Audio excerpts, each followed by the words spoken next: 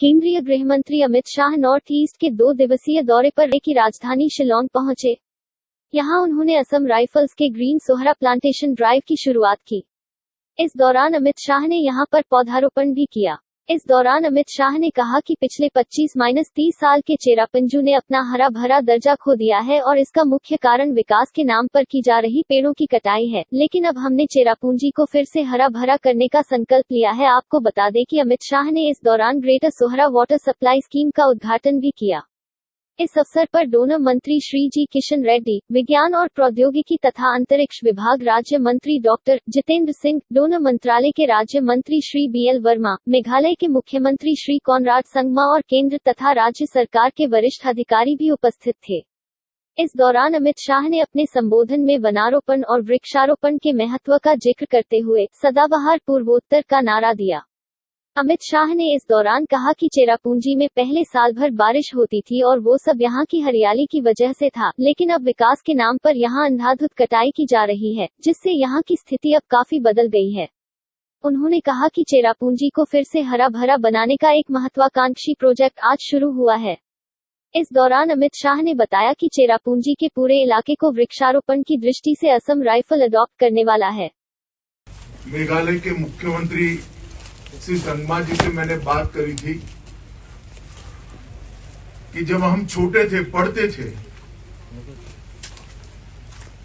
तब पढ़ाया जाता था कि देश में सबसे ज्यादा वर्षा चेरापूंजी में होती है और 25-30 साल के अंदर ही वो हमारा हरा भरा चेरापूंजी आज अपना वो स्टेटस गवा बैठा है और उसकी जगह यहां से 80 किलोमीटर दूर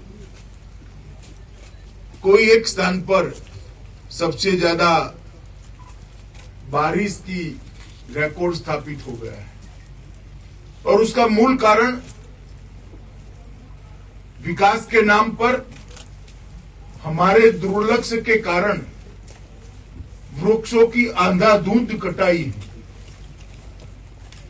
तब ये तय हुआ कि क्या फिर से चेरापूंजी हरा भरा बन सकता है।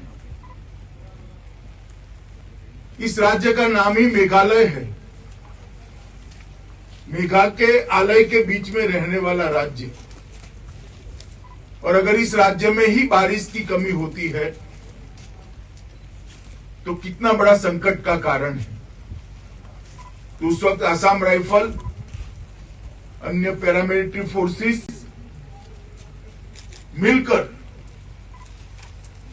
देश की सीमाओं की चुनौतियों का, कितनी भी बड़ी चुनौती हो, वीरतापूर्वक सर्वोच्च बलिदान देकर उसका सामना करते हैं।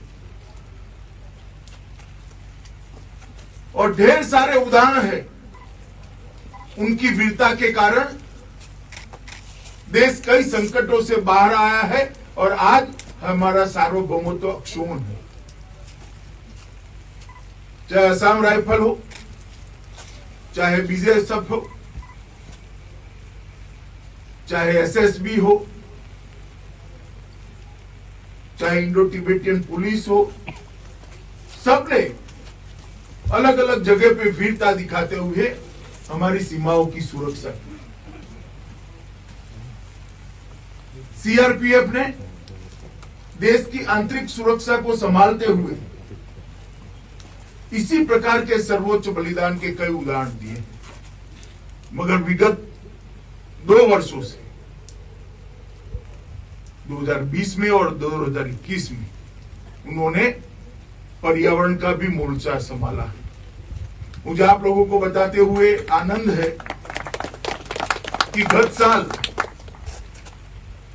कुल 1,48,000 पौधे पैरामिलिट्री फोर्सेस ने देश भर के अंदर रोपने का इकट्ठा होकर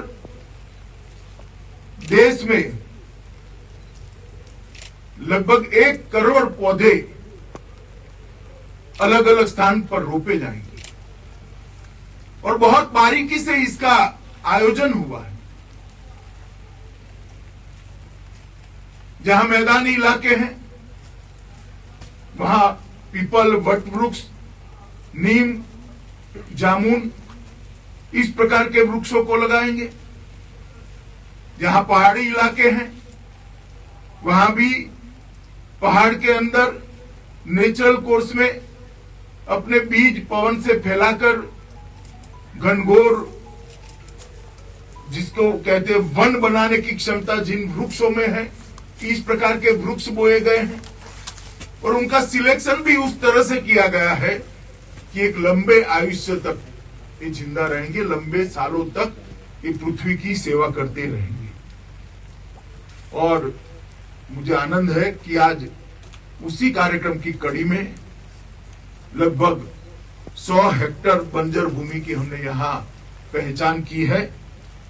50 करोड़ की अनुमानित लागत से डोनर मंत्रालय और मेघालय सरकार दोनों इकट्ठा होकर ये 100 हेक्टेयर का एक नया यहाँ पर वन निर्मित